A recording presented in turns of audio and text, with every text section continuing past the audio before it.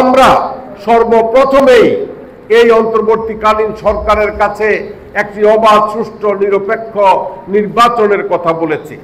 বিলম্বে হলেও আমাদের প্রধান উপদেষ্টা মহোদয় নির্বাচনের একটি সম্ভাব্য সময় ইতিমধ্যে ঘোষণা করেছেন।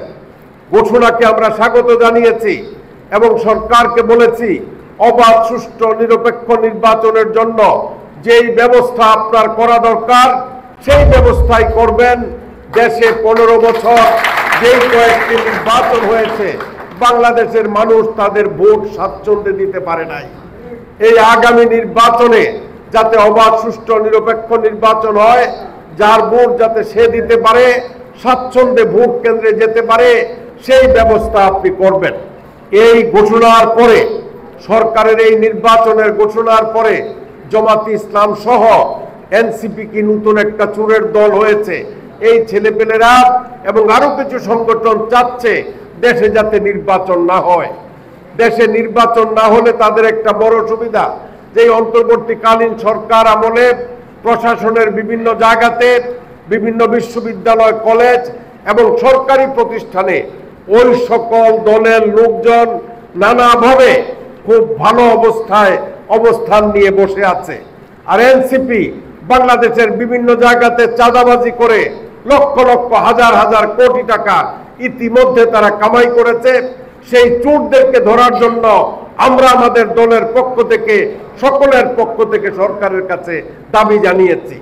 তবে একটা জিনিস হলো, এই চাঁদাবাজি বিএনপির জন্য একটা বড় অভিশাপ।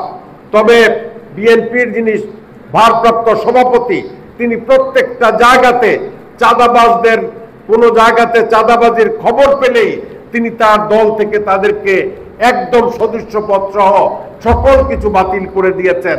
অন্ততপক্ষে এই ব্যবস্থাটা বাংলাদেশ জাতীয়তাবাদী দলের পক্ষ থেকে তারা করেছেন।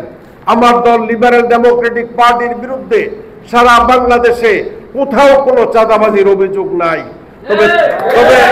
তবে চান্দিনা অঞ্চলে বিএনপির যেই সমস্ত লোকরা চাঁদাবাজি করেছে, তাদের বিরুদ্ধে আমি বজ্রকণ্ঠে প্রথম থেকেই এই চান্দিনার মানুষকে সজাগ করেছি যে এই ব্যক্তিগুলো নানাভাবে মানুষের উপর অত্যাচার, অবিচার চালিয়ে সরকার পতনের সুযোগ ব্যবহার করে চাঁদাবাজি করে তারা আজকে আঙ্গুর ফুলে কলা গাছ হয়ে গেছে।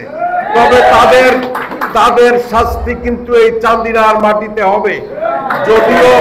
যদিও অনেকে পালিয়ে বেড়াচ্ছেন বা মিলিটারিদের ভয়ে আতঙ্কিত, কিন্তু আজকে মিলিটারিরা যা হোক যেটাই করুক, আপনাদের কিন্তু এই চান্দিনার মাটিতে মানুষের কাছে ধরে নিয়ে গিয়ে আপনাদের বিচারের সম্মুখীন করা হবে।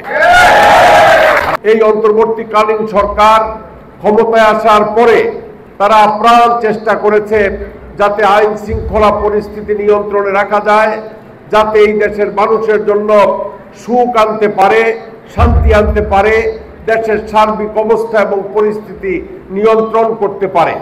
কিন্তু বেশিরভাগ ক্ষেত্রেই তারা একটি অকার্যকর ফেলিয়ার গভর্নমেন্ট হিসাবে নিজেদেরকে প্রমাণ করেছে।